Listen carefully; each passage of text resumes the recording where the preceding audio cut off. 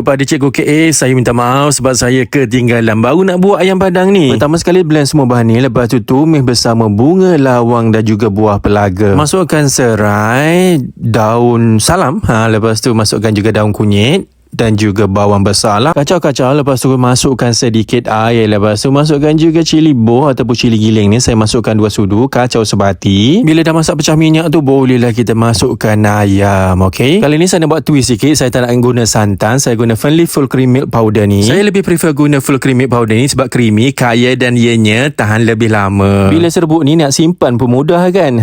Yang ni saya guna 6 sudu tadi. Saya bancuh dan saya masukkan ke dalam periuk kita ni. Untuk bau yang lebih wangi, saya masukkan daun 5 purut, perasa garam dan juga gula. Masak sehingga pekat dan seterusnya bolehlah kita angkat dan hidangkan. Ya ni kalau makan dengan nasi panas memang best sangat. Korang boleh tengoklah kuah dia ni memang pekat betul. Rasa lemak berkrim tu memang sur lah. Jadi korang jangan lupa untuk buat juga, okey?